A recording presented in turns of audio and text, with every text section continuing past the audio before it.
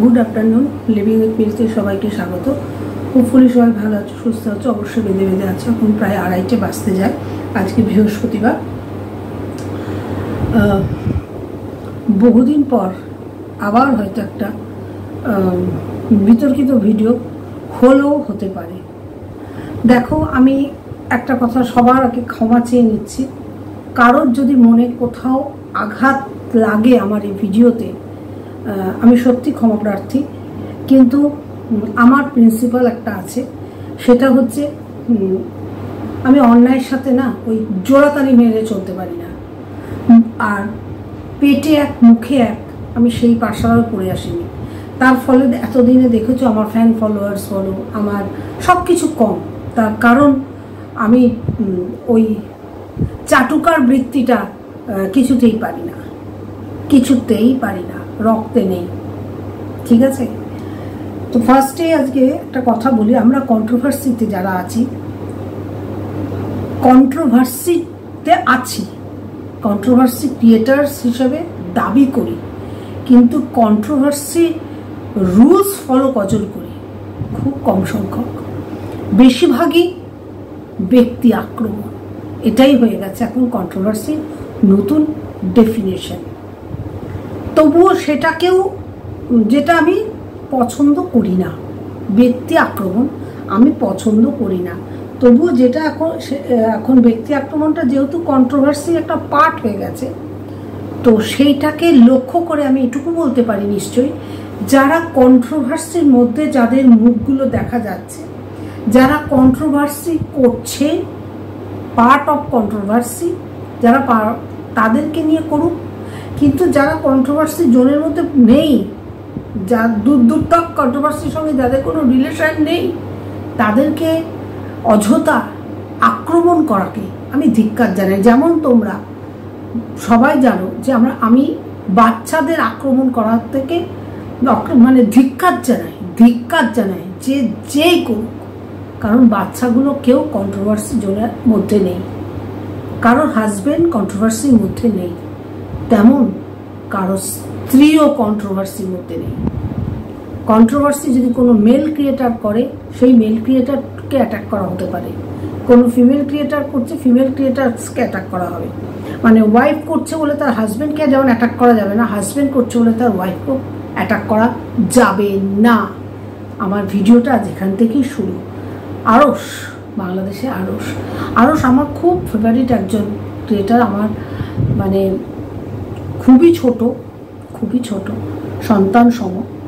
তো আমি বহু আগে আরশের অনেক ভুল এভাবে ধরেছিলাম। জানি না আমার ভালোবাসার মানুষদের মনে থাকলেও আমাকে যারা নেগেটিভ কন্টেন্ট হিসাবে ভাবে তাদের মনে আছে কি না।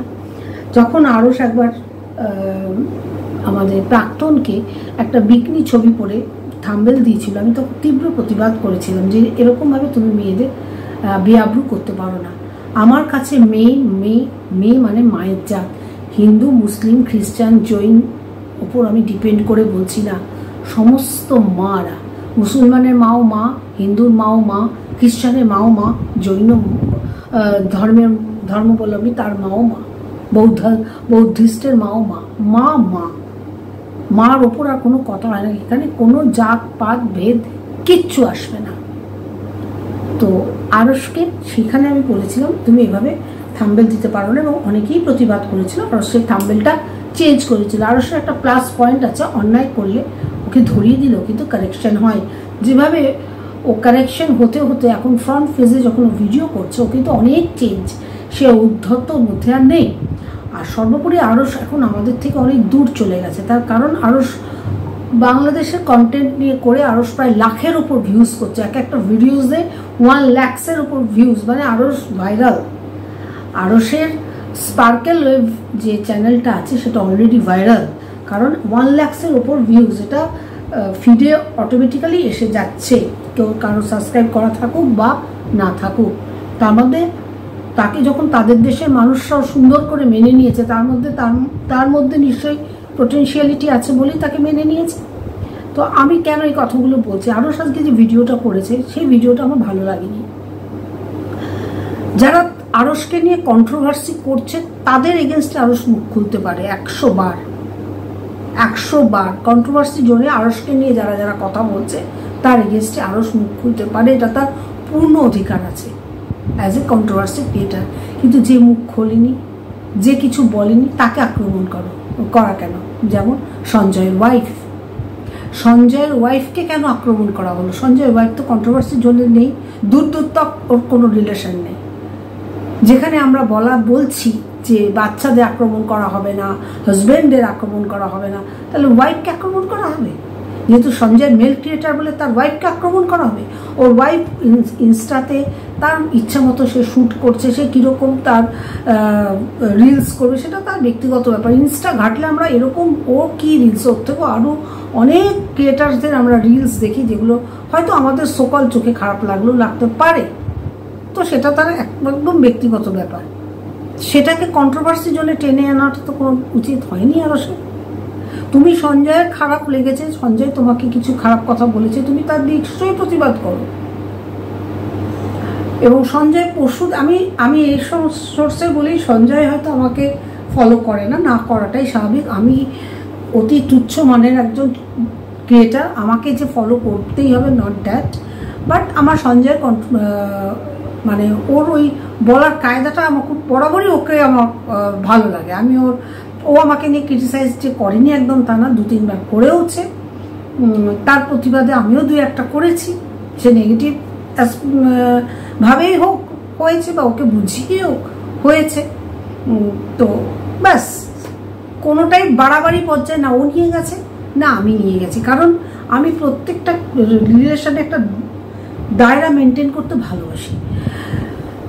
তো আজকের ভিডিওটা ওই কারণেই যে আমার খুব খারাপ লেগেছে যখন সঞ্জয়ের ওয়াইফকে এভাবে কন্ট্রোভার্সির মধ্যে টেনে এনে যাচ্ছে তাই ভাবে বডি শেভিং করা হল।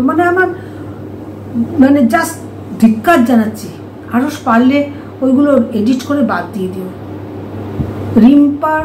রিম্পাই মনে হয় ওর বইয়ের নাম, সঞ্জয়ের বইয়ের নাম। যদি ভুল হয়ে থাকে সঞ্জয় প্লিজ একটু কারেকশন করে দিও ভাই, ভুল হলেও হতে পারে। যাই হোক, ওর বইয়ের তো এখানে কোনো ভূমিকা নেই।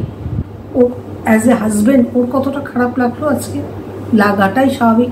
এরপর ওকে ও তীব্রভাবে আবার অ্যাটাক করবে আরশকে, আরশ আবার তার প্রতি উত্তরে তীব্রভাবে অ্যাটাক করবে। কোনো দরকার ছিল না সঞ্জয়কে খোঁজাবার কোনো দরকার ছিল না।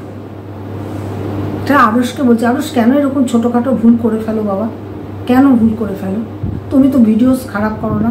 তুমি কন্ট্রোভার্সিতে যারা তোমাকে অপমান করছে, যারা তোমাকে নিয়ে ক্রিটিসাইজ করছে, বা যারা কন্ট্রোভার্সিতে নিজের ফেস, তুমি আমাকে নিয়ে 2-4 কথা বাজে কথা বলতেই পারো, কারণ আমি অ্যাজ এ ক্রিয়েটার কন্ট্রোভার্সিতে আছি, বলতেই পারো। কিন্তু তুমি আমার হাজবেন্ড বা আমার ছেলেকে নিয়ে আনতে পারো না, তার কারণ তারা কন্ট্রোভার্সির মধ্যে দূর তাপ নেই। সেই রকম সঞ্জয়কে নিয়ে তুমি কাটাছাড়া করতেই পারো, কিন্তু সঞ্জয়ের বউকে নিয়ে তো কোনো কথা বলা যায় না, সেটা এর মধ্যে নেই। যারা নেই তাদেরকে কেন টেনে নিয়ে আসা হয়? আমি বহু এর প্রতিবাদ করেছি, আবারও করলাম। আমি সঞ্জয়কে আরশকে বলবো, নাই তুমি একটা ক্ষমা চাও, নাই থাম্বেল থেকে সঞ্জয়ের বইয়ের মুখটা সরাবে, এবং যেখানে যেখানে তুমি সঞ্জয়ের বইয়ের যে রিলসগুলো ইউজ করেছো সেগুলো তুমি এডিট করে বাদ দিয়ে দেবে প্লিজ। আরশ, তুমি যথেষ্ট ভাইরাল এখন তোমার চ্যানেল, তুমি এক ভালো মানের কন্ট্রোভার্সি ক্রিয়েটার্স বলেই তুমি 2 দেশেই তোমাকে সবাই ভালোবাসে। আমি চাই না ছোটোখাটো ভুলে তোমার মধ্যে কোনো কালিমালে পড়ুক। কেমন লক্ষ্মী বাবা, তুমি ওটা এডিট করে বাদ দিয়ে দিও। কাউকে ছোট করার মাধ্যমে কাউকে নিজে বড় হওয়া যায় না। তাও আমি বলছি যদি কন্টেস্ট করো তুমি সঞ্জয়ের সাথে নিশ্চয়ই করো। সঞ্জয় তোমাকে বলেছে তুমি বলো, তোর বউ তো তোমায় কিছু বলেনি। ওর কতটা খারাপ লাগলো, ওর মনটা দেখো, ওর কতটা খারাপ লাগলো। আজকে আরো তোমার ভাই বউ, তোমার বাড়ি ফ্যামিলি নিয়ে যদি এবার সঞ্জয় কাটাছাড়া করে, তোমারও তো খারাপ লাগবে। তাহলে এর শেষ কোথায়? এর শেষ নেই। ওকে ধরে টানবে, তোমারও ওকে ধরে টানবে, মানে শেষ আর হবে না। যাই হোক, অ্যাজ এ ক্রিয়েটার হিসাবে আমি কোনোদিনই ওই বায়াসড হয়ে থাকতে পারি না। যখন যেখানে সে আমার যতই প্রিয় হোক বা সে যতই আমার অপছন্দের হোক, ভালো হলে ভালো বলবোই, খারাপ হলে মানে আমার চোখে অন্তত খারাপ লাগলে আমি সেটা বলবোই। এক্ষেত্রে সেটা বললাম, এটা একটা পার্ট গেল। আর সঞ্জয়, তুমি যেটা 2024-এ, হ্যাঁ এই প্রসঙ্গে আর একটা কথা আমি আরশকে বাজকে বলবো। তুমি বলেছো যে কোনো এক ব্লগার বাংলাদেশ থেকে প্রচুর গিফট পেয়েছে, যে গিফট দিয়ে সে 7 মহল্লা বাড়ি বানিয়েছে।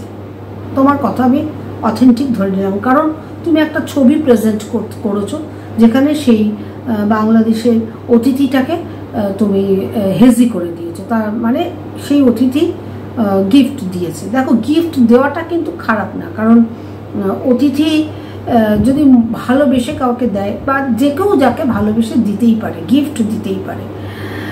গিফট কথাটাই তার উপহার। উপহার মানে মনের অন্তর থেকে, যে আবেগ থেকে মানুষ যাকে যেটা দেয় তাকেই উপহার বলা হয়, তাই তো? গিফট মর্মার্থটা মনে হয় সেরকমই। এখন সেটা যদি মাত্রাতিরিক্ত কিছু হয়ে যায়, সেটা আমার তো অতটা জানা নেই। এখন সঞ্জয় যেটা, মানে আরও যেটা তুমি বলছো যে হ্যাঁ সেই ক্রিয়েটার বাংলাদেশ থেকেই সব টাকা পেয়ে সব কিছু করেছে, তাহলে সেটাকে আমি গিফট বলবো না, সেটা অনুদান হিসাবে ধরা হবে। এখন এই কথাটা তো সঞ্জয় 2024 থেকে গলা ফাটিয়ে চিৎকার করে বলেছিল যে এখানে কি ক্রাউড ফান্ডিং তো বলেনি, সঞ্জয় কথাটা কি যেন ছিল, ভুলে যাচ্ছি আমি, আসলে এসব নিয়ে অত কালচার করি না। যাক গে, সঞ্জয় টাকার কথা বলেছে, যে সিন্ডিকেট চলছে, এই চলছে, সঞ্জয় তো এই নিয়ে গলা ফাটিয়ে চিৎকার করেছে। তখন কেন সঞ্জয় খারাপ, সঞ্জয় মর্কট, বা সঞ্জয়কে এত গালাগালিতে ভূষিত করা হলো, সেই কথাটাই তো তোমরা আজকে স্বীকার করছো। আরশ, তোমরা তো এখন সেই কথাই স্বীকার করছো, হ্যাঁ বাংলাদেশ থেকে বা আনাদার্স কান্ট্রি থেকে প্রচুর গিফট, শুধু না অর্থ এসছে, যেগুলো কোনো এক ব্লগারের দৈনন্দিন লাইফস্টাইলটাকে বেড়ে উঠতে সাহায্য করেছে।